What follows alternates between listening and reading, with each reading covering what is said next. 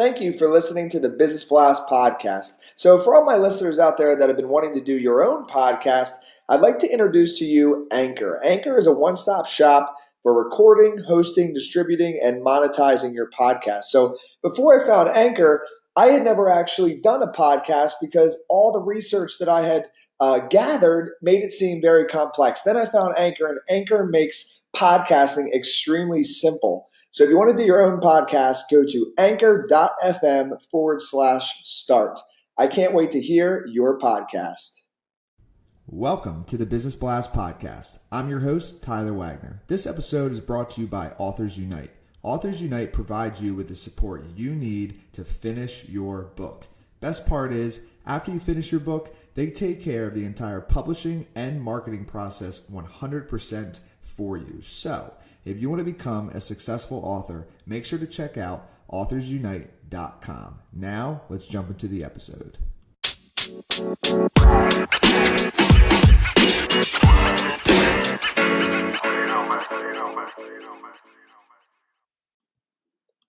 All right, everyone. Welcome back to another episode of the Business Blast podcast. I'm your host, Tyler Wagner. Today, I have Roger Tremblay with us. He is the founder and principal of Point Clear Search, an executive recruiting firm that focuses on placements in marketing communications, sales, and sales management. So welcome to the show, man.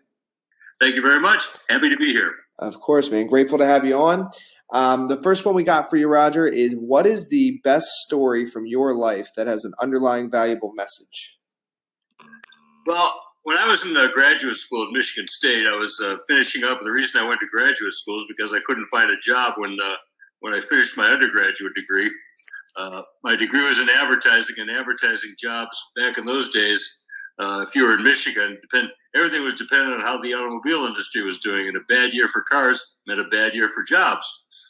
So I'm finishing graduate school, and I get a call one day from the chairman of the advertising department who says, "What are you doing Thursday afternoon?" I said, "I give up. What am I doing?" He says, "Well, the Wall Street Journal is coming here to interview, and I think you should sign up." Well, I got the kind of the red light went on because the good professor thought I had no business in graduate school because he disdained my intellectual capabilities. So I said, "Come on, Dr. Atkins, what's the deal here?" He said, "Well, to be honest with you, no one has signed up to interview, and we're not going to embarrass ourselves by having no one interview at the Wall Street Journal." So with a little competition, I got the job. Now then, the job was supposed to be in Chicago, which I was excited about because I love Chicago. Great city, great place to start your career. But the guy who hired me 2 weeks before I was going to start got promoted, and they sent him to Dallas. And he called me in my apartment at school and said, "Hey, how would you like to go to Dallas?" I went, "What? Where?" I'd never been to Texas, let alone Dallas. But the reality was to get your first job at the Wall Street Journal out of school, I would have gone to Timbuktu. So I graduated on a Sunday, got on a brand new plane on Monday, and got to Dallas. And when it was 98 degrees, the coolest it was for the next 4 months. But made my life here ever since. So I think there's a lesson for that be open to opportunities, even if you aren't expecting them. Absolutely, man. Dude, that is an awesome story. Thank you for sharing that with us. The next one I have for you is, I'm excited for your answer on this one too. What is the most valuable piece of information we should know that's within your expertise or industry? Well, the recruiting industry is going under kind of a massive overhaul, if you will. A lot of changes taking place. When Microsoft bought LinkedIn, that was a big game changer. But the reality is today, you've got 3.7% unemployment, and theoretically that makes it a great opportunity for anybody who's in the recruiting business, because if you ask almost any CEO of any good-sized company in the U.S., you ask him what keeps you up at night, he'll say acquiring and keeping the best talent, because most companies' successes are built on the quality of the people they have.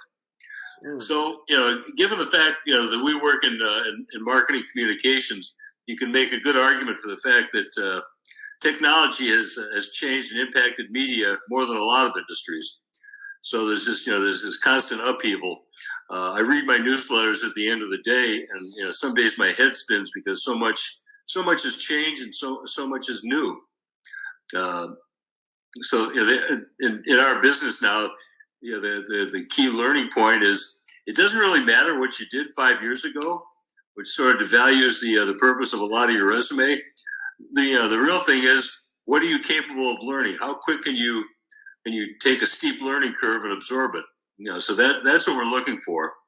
And of course, a critical part of almost any search in our business isn't necessarily the capability to do something. I can look at 100 job descriptions and I can pretty much tell you who can do what with almost 100% accuracy. The real trick is finding the fit, and the fit's a little trickier to figure out because the fit's got to go both ways. The candidate's got to be good for a company, but the company's got to be good for them. Or they'll wake up in 6 months and say, "What the hell have I done? I'm miserable here. I hate these people. I hate this job." And then, a lot of time, money, and effort's been wasted. So you try to stay away from that. And then if you could give your younger self one piece of advice, what would that be? I would tell my younger self, always try to learn something every day. And whenever you talk to somebody, whenever you meet with somebody, make sure they go away with a new piece of information. Make sure you taught them something. Make sure that they will always look upon you as a source of learning something, and they'll always be anxious to meet with you. And kind of going a little bit down a different path here. In your opinion, what is the key to happiness? My wife worked for Neiman Marcus for 25 years. She was a senior officer, and that afforded me the opportunity to have a couple of meals and a couple of drinks with the illustrious Stanley Marcus. And one night after dinner, Stanley Marcus said, the key to life is simple. You find something you love to do, and you pour yourself into it, and everything else will take care of itself. You'll make enough money, you'll be happy, and your life will go in a good direction. And I've always thought about that and think he's dead on perfect. And what is the best book that you've read, and what was the number one thing you learned from that?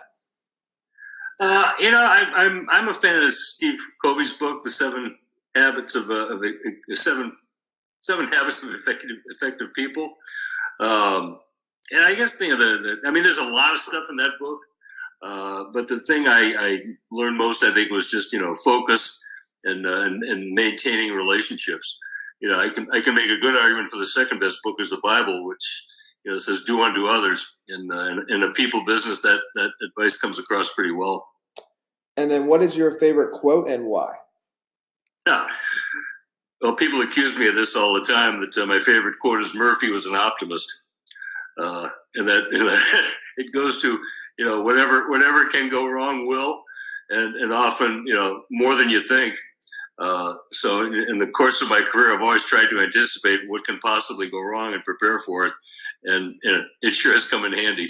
Well, listen, thank you so much for coming on, man. The last one I have for you before we let you go is, where can our audience best find you online? Our website is www.pointclearsearch.com.